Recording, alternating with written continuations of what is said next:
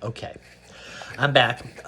So I was just talking about the central nervous system, the peripheral nervous system, the enteric nervous system, and really those are all composed of neurons. But that's not the only kind of cell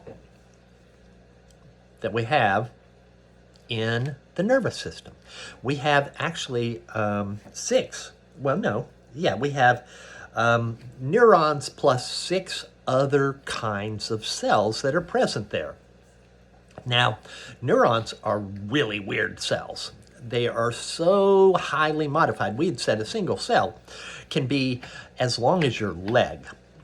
And so if you think about it, there's no way that thing can divide. So we have to have other kinds of cells that give rise to neurons. But in addition to them, you need a number of other kinds of helper cells. And so we have six different kinds of what we call glial cells as well. So within the nervous system, we have neurons, and we have six different kinds of glial cells. And now glial these are helper cells. They're going to have very specific jobs that they're going to be doing in the nervous system. They're going to do things like, pardon me, I have something sticking in my throat. They're going to function as nerve glue. They're going to form a scaffolding for holding neurons in place. They're going to assist neurons. We're going to talk about a kind of glial cell that takes care of feeding and taking care of the neurons, and then others are going to be providing immunity and all different kinds of things. Now, one major difference between neurons and glial cells is that the glial cells are mitotic. Now, what does that mean? Mitosis is cell division. So we say neurons are amitotic, not mitotic. There's no way something as long as your leg can divide in half. It doesn't work, and it's not reality. But we have these other cells that can do things like when you in learning, you create new neurons, and so they have to come from somewhere through mitosis. So we have that, and then these helper cells, they have a much shorter life, and so they're constantly being replaced through the processes of mitosis. Now, a very sad condition that sometimes we run into is somebody will get brain cancer. Now, if you think about ANP1 and what we learned about cancers in ANP1, we learned what? We learned that cancers are a result from loss of cell cycle control. That means the controls that speed up or slow down cell division. In cancers, you just have cell division going crazy. So if you think about the cells of the nervous system, well, obviously it's not neurons. What we're talking about when we talk about a cancer of the brain, it's a cancer of the glial cells. And so you know what they call it? A glioma. That's where the name comes from, because it's these other cells that we lose cell cycle control and we develop cancer with. All right, so when we look at a neuron, and this is where, so if you look at the seventh slide after the title, so I guess it's slide 8, I have a picture of a neuron, and I'm just going to hold this up here so you can see it, so you know what I'm talking about. So this neuron right there, make sure you look at the picture so that you see this. But notice it's round, and then it has some extensions up above and one below. So when we talk about a neuron, That's what we're talking about. And so they have at the top, the extensions at the top that we were seeing, these up here, would be what we would call dendrites. And that's where the information is going to be coming in to that cell body.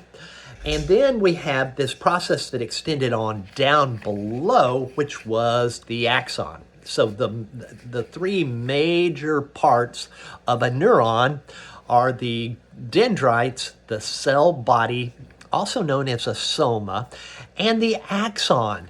And so I'd said the dendrites are receiving information, the axon is transmitting information.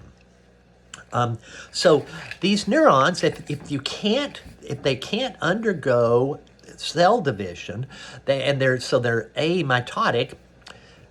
How long have you had your neurons? You know, it's like the ones in your brain, these peripheral, spinal nerves that are extending out. Your entire life. They're very long-lived. So there are two locations where throughout life you produce new neurons. There's a location in your brain called the dentate gyrus, which is where when you form new memories, you see, I've got to remember that. That was pretty cool. When you form these new memories that you can recall later on, you've actually produced new neurons. So that's one location where throughout life you are creating new neurons. And the other place has to do with your nose and sense of smell. You're actually, your neurons that are associated with the sense of smell are exposed to the world. And so, if you breathe in some ammonia, I just killed a few of my neurons. It's okay, they'll be replaced. But anyway, for the most part, neurons are with you your entire life. So what are they going to do?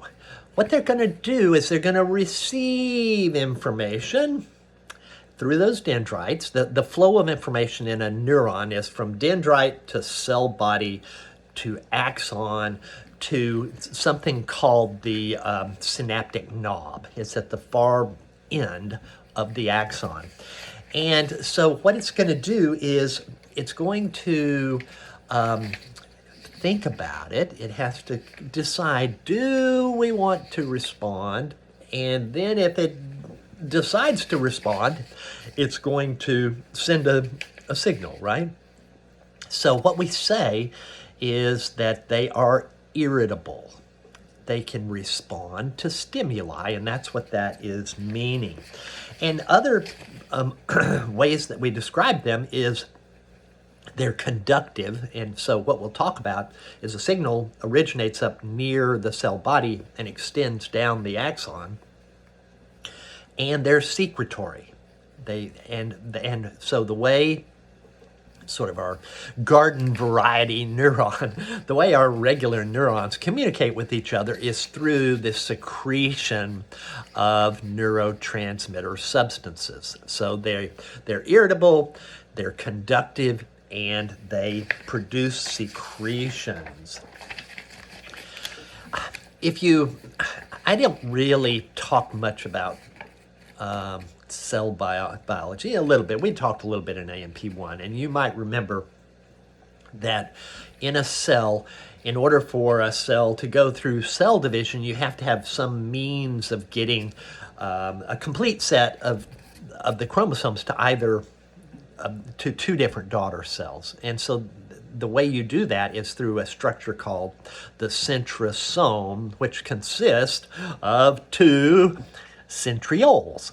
And what they do is they have spindle fibers, like little ropes, that they pull the chromosomes, one set to this side of the cell and another set to that side of the cell.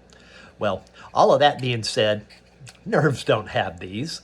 So when we talk about the glial cells, they do, but nerves, they don't have these. So that's one of the major differences of neurons. Now, when I was talking about the dentate gyrus and your sensory structures for your nose, I said that neurons are being produced. They're not being produced from other neurons, they're being produced from stem cells. Okay, so there are things that are inside of a neuron. There are some inclusions that are contain chemicals that are called Nissl bodies. And if you cell biology and histology, the study of tissues, has been around for a really long time because we've had microscopes. We didn't necessarily know what we were looking at or the significance of what we were looking at, but we could see stuff. And one of the ways that they could always say, I got one, that is a neuron, is they would look for something called a Nissl body.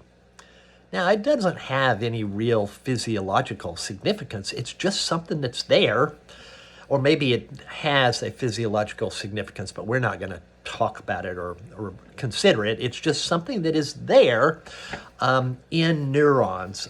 So they're there. There are some other really interesting things like structures called lipofuscin. The older you get, the more lipofuscin that you see in the neurons. And it seems to have some kind of an effect on aging. And it's not chronological. And this is the somewhat disturbing part. It's not chronological. It has to do with how active you have been. And so they've studied fruit flies. Now, why flies? It's because they have a really short life span, 3 weeks, something like that. And if you have fruit flies that don't have wings, well, it's really hard for them to exercise as much as fruit flies that have wings. And what they find is that they'll live longer if they exercise less. And that aging, when they do get old, it correlates with or relates to the amount of lipofuscin that has built up. So don't worry about it. Keep exercising. It's good for you. All right, I'm going to stop now. We're at 12 minutes, and I need to, it'll take me forever to upload this one. So we'll start talking about the 3 parts of the neuron in the next video.